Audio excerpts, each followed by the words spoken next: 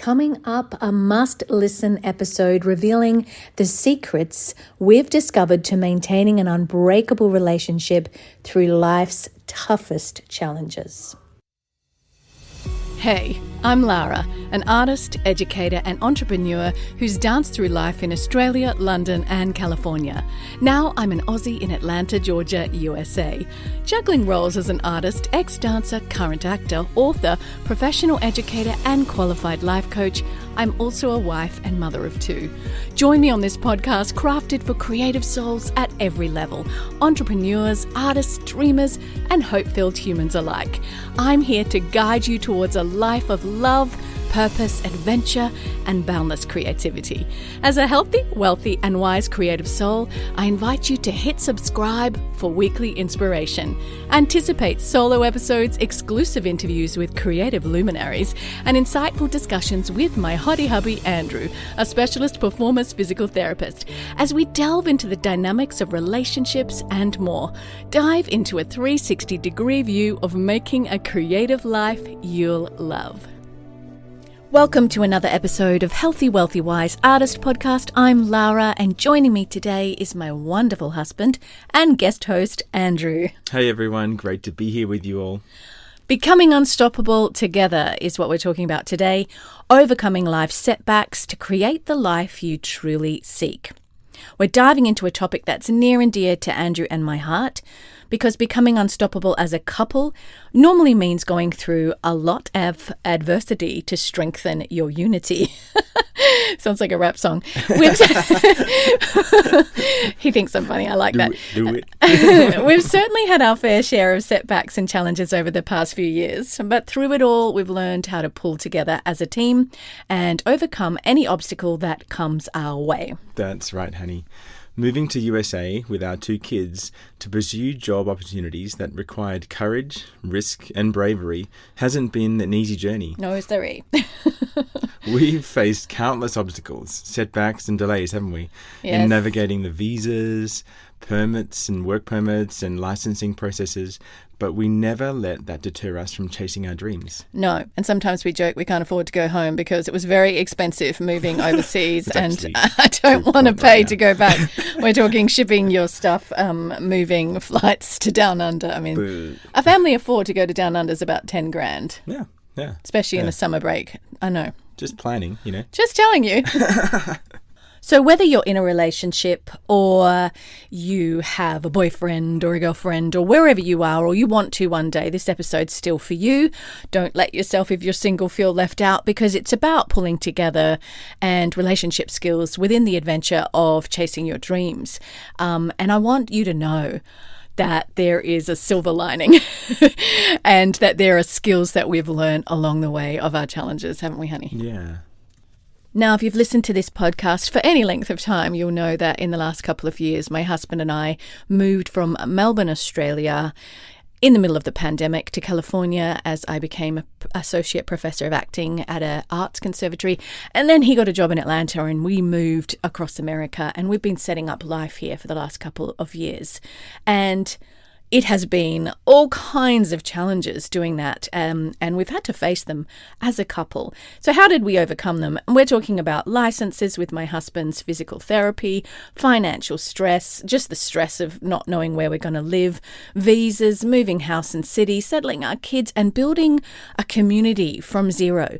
And that's a lot of stress for a couple to go through. Yet we've managed to pull together. So what do you think, hun? Well, one thing that stands out to me is the sheer uncertainty we faced when we decided to move. So how did we manage to stay grounded and focused on our goals through these really very turbulent times? That's the word. Turbulent times. There you go. So what about you? I remember, I mean, you initiated this in Melbourne. You said, let's make a list of what we want to achieve, why we're doing this. And because we looked at it sometimes thinking like, this is too difficult. Like, oh my gosh, there's all these unknowns. There's like, it costs a lot, lots of different things. And we revisited that list many, many times. And I found that was good. Grounding, we could just like come together and just be honest. That's true. Actually, that's such a good point, babe, because before we've learned, because we've lived in London and moved, and I remember when we moved back to Australia after being in London 7 years, is that I had so many doubts about the decision that I'd made, whether it was the right one. I had two little children. Everything was a bit of a blur. And I remember feeling such doubt and really thinking, maybe I've made a mistake. Maybe we've made a mistake. And so when it came to, 5 years, we were in Melbourne and then I got a job offer in California, I said to my husband, let's write a list, because I don't want that to happen again. Write a list that this is why we are making the decision we're going to make, so that when it gets hard or when it gets uncertain, we can look back at our why, and why is really, really powerful. Yeah, definitely. I mean, around that whole thing of like doubting whether you're doing the right thing or whether it's the right decision or going through all of this hassle is worth it, or if it's the right thing. I worked on through the whole process. There were lots of little hills to walk over. There were little roadblocks that happened along the way. So me licensing in the US has been a long journey. I've had to go back to college and redo some education that I did in my high school, and a whole lot of list of things. Because the education system's different here to what it is in the UK and Australia. Yeah. And that's just how it is. And I knew that there would be difficulties and some differences, but it's taken a lot more time. So there's been roadblocks and things where it's like, oh man, really? We have to do this now? And I'd learn on one day and then have to replan the whole next 2 or 3 months, financially and just practically and all those things. So I worked on telling Lara, oh, this has happened and this is happening now, and we come to each other to make a plan together. And I worked on in my heart the doubt of it all, and pressure I'd put on myself is to say, blame off, this is not my fault, pressure off me, this is happening, let's plan, what are we got to do? And that was really useful, because I found just internally I was putting it all on myself. But the roadblocks were hard. There was a lot of uncertainty, and that was really useful to have a team player next to me to just come to and say, okay, we've got to go through this now. Okay, what's it going to look like? And there was real difficulties, but we faced it together. And just yesterday we were driving together, and we're wanting to move to a bigger home after the summer break this year. And in order to do that in the States, and it's probably like this in a lot of countries, we want to make sure that our credit rating is as high as possible so that we can get good offers. And so things can happen when you're under stress and you think, I really want to shift something in our lives. I want to move towards this goal. And one of the temptations for couples is to say, put the blame of that frustration that we should already be here and I'm blaming you. Or you can actually do what we did yesterday, where I said we need to sit together at the table and create action steps towards getting our credit rating as healthy as it can be. And it's going to be a team effort rather than you aren't doing your part and I'm frustrated and I'm going to take it all out on you.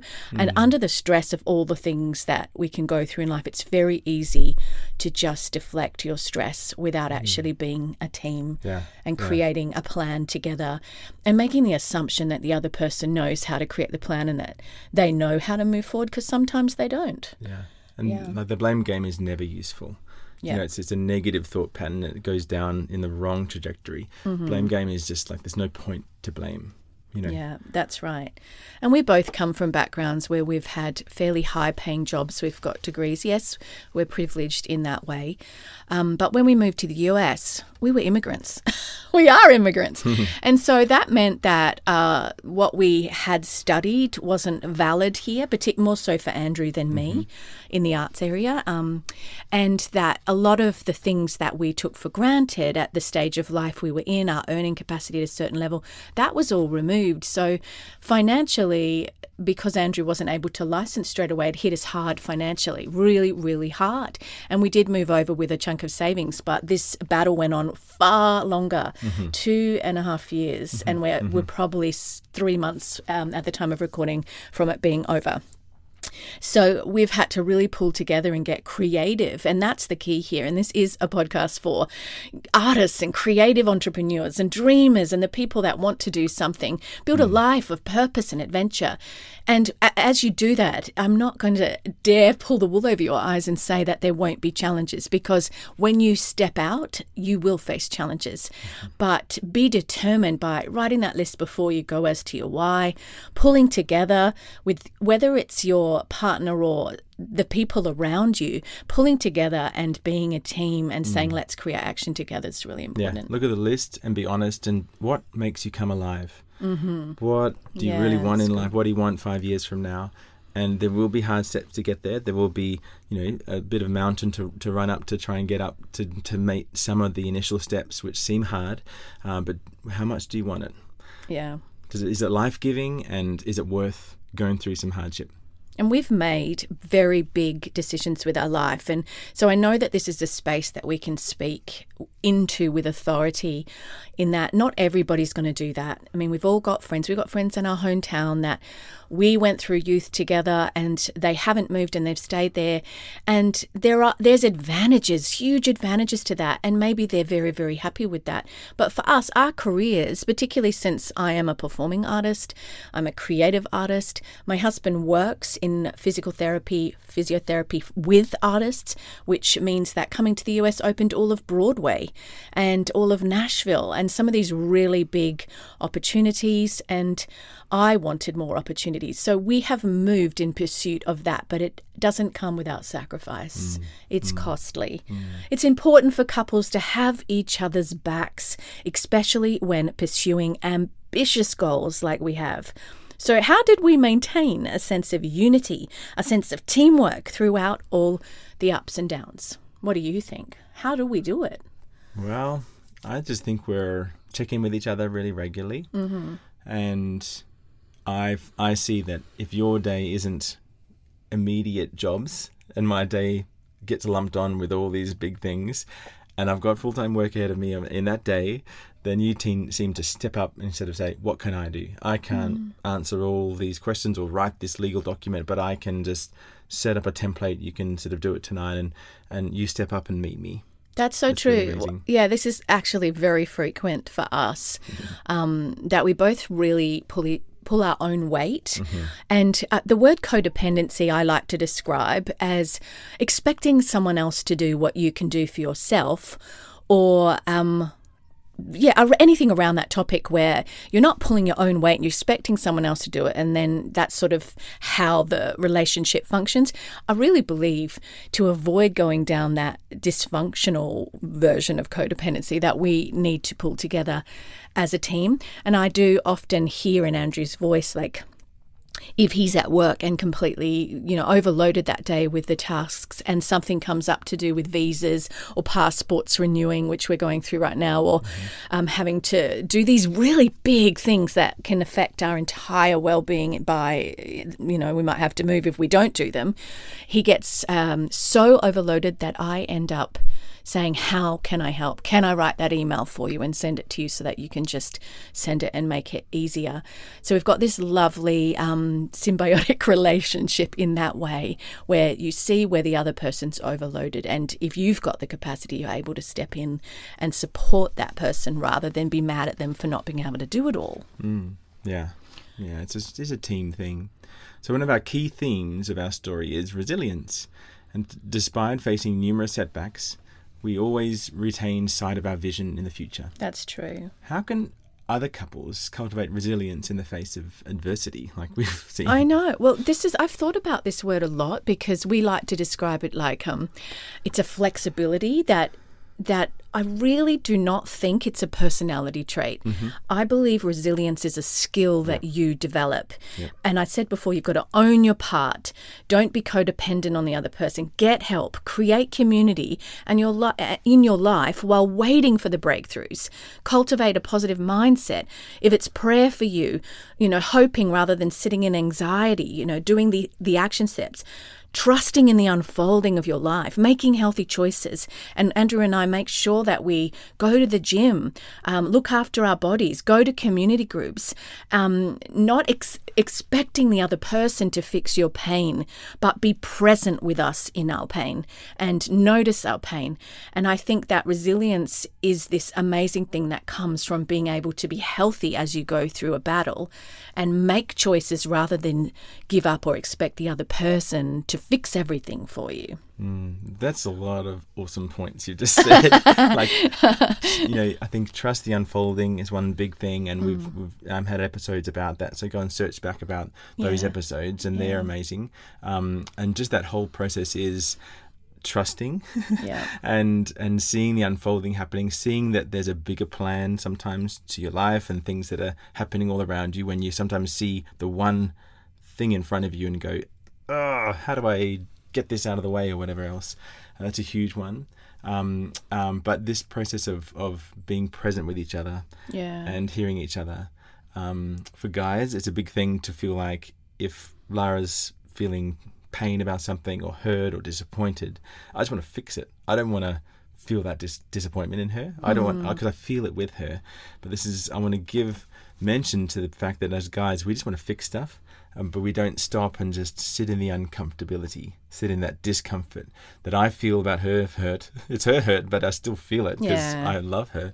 But to sit with each other's pain, and just say, yeah, this sucks. Yeah. And that can be so healing. That can be so breakthrough. So much breakthrough can happen through that. And so you can just find a lot of growth and a lot of further steps. You can get better ideas about the future, better ideas about how to fix something, just by being present. Spending time for that. And sometimes it's just seeing, the weight that you'll come home with all the battles we're facing. And it's great when one person's strong so the other person's able to have a bit of a breakdown and a meltdown, and vice versa. If you're both having a bad time together, then, there are always things you can do when things get really hard. And healthy self-care, not fake self-care. And what I mean by that is, exercising is proven to increase your mood through the release of endorphins. Eating right will energize your mind and help you be able to handle just the stresses that life can bring. So when Andrew's been just really under it, I'll be, I'll give him a big hug sometimes. And I don't want to try and fix it either, but I do want to help and support. And sometimes just having that one person, it might not be for your partner if you're listening, if you're not at that stage of life, but it might be somebody that you've just got someone to help you hold what you're going through. I think it's really important because we were not created to do life alone. Yeah. On that point, self-doubt is something that many people struggle with, especially when taking a big risk. And I've mentioned it before that when we moved from London to Melbourne, I felt so much self-doubt. At the same time, I had just had 2 children a year apart, and I was in the blur of having, I think, a 3-month-old or a 6-month-old at the time we were making decisions, as well as a child that was 14 months older than that. They're 14 months apart. So everything was very, very blurry, and it probably in hindsight was not a great time to be making a decision. But when I did move to Melbourne, I remember standing out and hearing the quiet after years of city living and feeling completely like, what have I done? It's all a blur. How did I get here? Why did I do this? But self-doubt is something that people really struggle with when taking big risks. So how did we overcome our own doubts and fears to pursue the life that we now have, which years ago I sat in the living room in Melbourne and I looked at Andrew and I dreamed of living in Atlanta. I dreamed of being in the film and TV market here. I dreamed of pursuing my dreams in America. He dreamed of bringing his skills to America in vocal physical therapy. And now we're in it, even though we've faced huge battles. Have we had doubts that we've made the right choice in this season? Have you faced doubts? Yeah, it's real. And definitely when things are not going smoothly, there's maybe multiple roadblocks. I think I saw, and we're the other side of America, and I was like, all right, honey, there's 5 it feels like mountains in front of me, and Yep. they're all blocks. Like Big ones. something's got to shift. Like I've got to get, a code or a social security from Yes. the government, and that needed to just be put through the government, and that's a slow process. Very So I slow, was like, yeah. well, I can't do anything more. I'm doing everything I can. I'm being a little shrewd in the way that I'm going down to the office every week and saying, hey, what's up? Give What's me new? this. You can't work in America without a social security number for those who are not here, so it's pretty serious. So all, and there were multiple things all together. So it's definite times when I could flick into is this just? Are we in the wrong place? Are we pushing a rock up a hill? You know? Yeah, doubt. Yeah, doubt for sure. Yeah, many times. But I guess what ways do? We do many things together. Yeah, well, we believe in each other because we have years of history to know that we can do what we are doing. Doors did open for us. Provision has come for us. There's been job offers for us, and we're aware that that doesn't happen for everybody. It would be foolish to go, I'm going to move to America, blah, blah, blah, and not have things lined up to support, not be aware of the challenges you'll face, or any kind of big dream in your life. It's good to do, when you're buying a property, you have to do your due diligence. It's a tongue twister for me. And that means researching that particular area and making sure that it's a good choice financially, investment-wise. And I think whatever investment you're making in life, you need to do your due diligence and make sure that you research it. But we do have years of history. We're coming up to 18-year wedding anniversary, but 20 years together, and we know that we can do what we're doing. So we had the confidence to take the risk, but that didn't mean that we haven't had a lot of doubts. Yeah. But I guess it was useful just to tell each other, remind each other, hey, remember this happened, and We dreamed of this. we dreamed of this, but do you remember this happened and this came through, and do you remember all these people that we have opportunity to build a business with or something? So there's practical things there that we can just remind each other and say, remember this amazing thing happened. Oh, that's right. And that kind of builds you up a little to know, okay, this happened. This is part of who I am. This is part of our story. Because in the times of doubt, we forget that. And we're just You do. You just panicking. feel, it's emotional overwhelm. Yeah. But also, I remind Andrew, look at what you're doing. This job is no ordinary job. You're working with Broadway. You're flying in New York. You're backstage with these people. And yes, you've done that in London, but this is Broadway. You're in America. You're flying across the country. You're going to Nashville and working with recording artists. This is what you dreamed of. This is your dream. And even though there's more to come within the facets of Andrew's dream, it's reminding each other of the why, and I've said that a lot. It's very important. Absolutely. So our journey has taught us the importance of believing in ourselves and our abilities, just like we're saying. So honey, what advice would you give to other couples struggling to face and find the confidence to pursue their dreams? Well, self-confidence comes from doing, but self-worth is different, because self-worth is the underlying ability that you have, the worth to build the life that you truly seek. But that doesn't mean you have the confidence. And I know that those things a lot of people would say are the same. But the reason I say that is that my confidence gets rocked a lot. I might go for an audition and my confidence is rocked because I get some bad feedback. But underneath that, my self-worth says you're worthy to get up and try again. You're worthy to take this chance. You're worthy. And finding a place in my life of feeling like without achieving anything else, I'm worthy right now, has been this great foundation that has kept me going through hard times. So the difference between self-confidence, which can get rocked up and down, but self-worth, cultivate it, know your worth, affirm your worth, and continue to develop it. It's not going to just come naturally, and continue to work on the blocks that would stop you believing that you're truly worthy of chasing your dreams. And we're all different. Some of us are really wired that speaking into your self-worth can seem like too much attention on me, too much, feeding my ego type thing. But it's actually just normal, healthy thinking. Yeah, it is. Actually just being a human, being normal, is to know your self-worth and not puff yourself up too high. Yeah, I get that. Especially to others, all that sort of stuff. But in yourself, that you know, yeah, I've achieved this. I'm good at this. I'm not great at this, but I'm good at this, and that's good. This is my area. Yeah. It's not arrogance, as you were saying. It's not being an arrogant person. It's not going, I'm better than anybody else. I'm worth more than anyone else. That's not what we're talking about. And I do put that line there because I think it's important not to fall into arrogance and pride and self-righteousness where it's me, myself, and I, and the world revolves around me, because that will not serve you, particularly in artistic, creative, or any career, but particularly in the arts, where everything's very collaborative. Yeah. I would, because it's really useful to break this apart. If you see a goal, something that brings life to you and you really want to do in your future, is to break it into steps. Look at achievable steps or little steps. And even if they're difficult and might take a couple of years or something to achieve, but break it into steps. And you just look at the one thing in front of you and say, can I do this one thing? That's good. Yeah, and, just one thing. An achievable thing.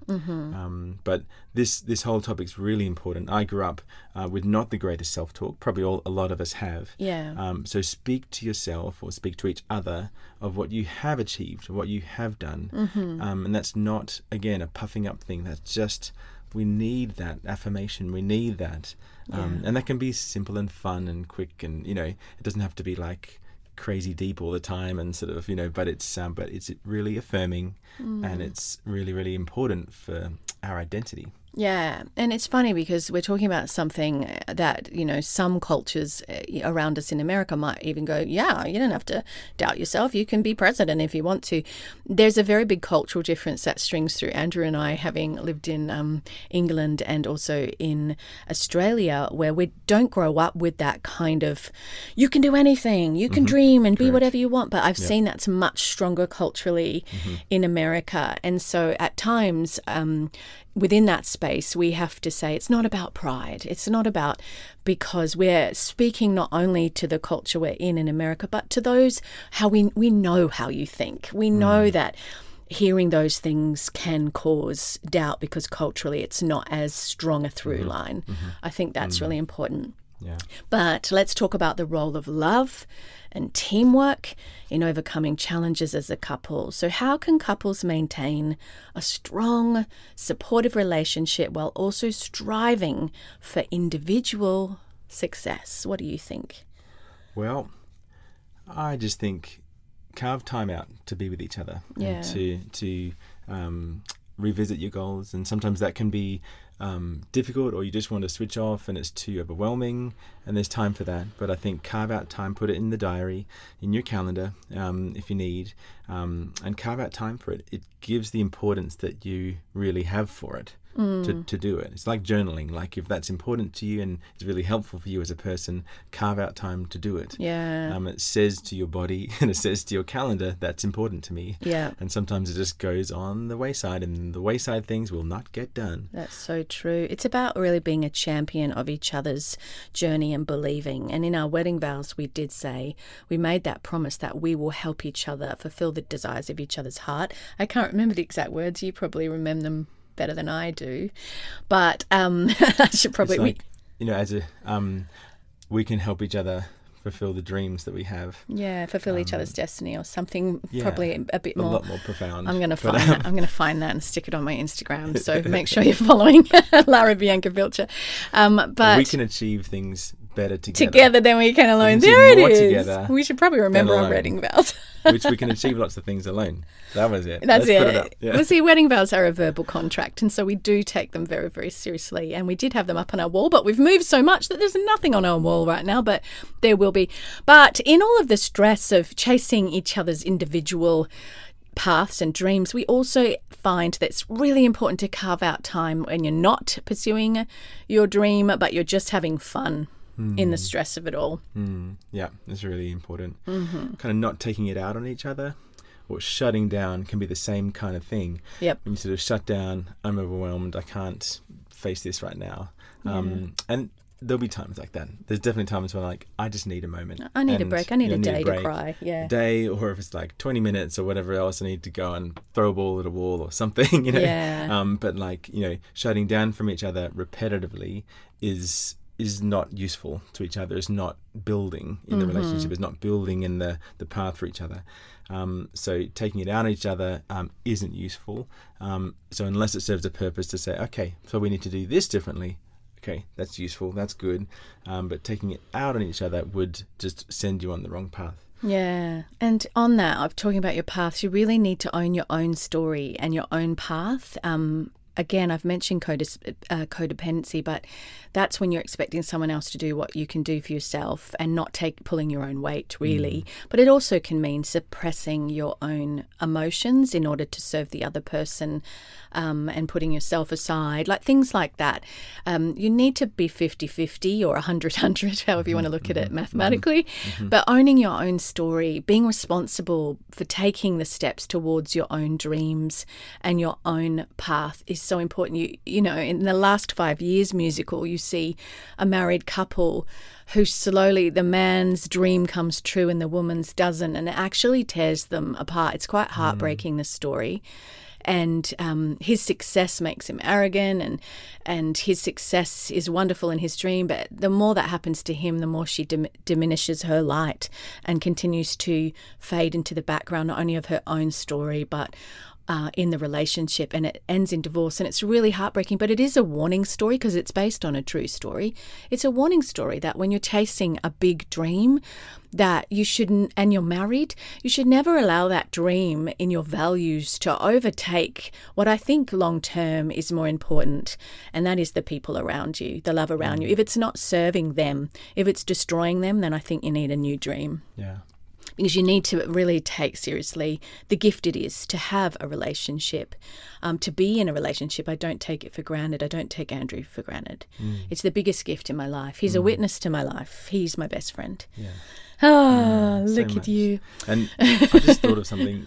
The way that Lara is very entrepreneurial, very go-getter. She'll get things done, get her list done really quickly, and she's good at achieving. I'm good at being present, and I'm making more lists and getting more achieved and doing more things. Yeah, but I've got to decide that I really get things done, and I'm good at what I want. But I've got a goal of getting something. Lara was good at saying, "Okay, honey, I can't do all this for you." Now she does get alongside me, but what sparks it into action is if me, not the primary achiever, if I step up and sort of make time for something, get something going, she can see, oh, he's made all these plans and goals. The moving train is what she'll get alongside and help along, and then it goes faster. Yeah. You know what I mean? But I won't pull you into action. You've got to take the first step. But that's important. So in that dynamic, if your partnership, relationship, marriage, whatever is like that, if you're going to always lean and she's going to get things done, then that's just going to be this sense that she'll feel burdened by it. I'll kind of like sit, be more passive, along for the journey, whereas I need to step up in my things. Like we've both had goals and visions here, and we've both gone on and achieved them, so we've both got to step up. That's so good.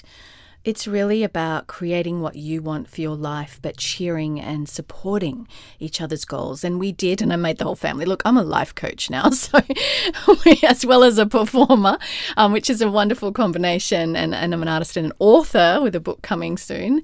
But we did vision boards as a family individually for the last 2 years, and we hold each other accountable by sticking them in places that we see every day.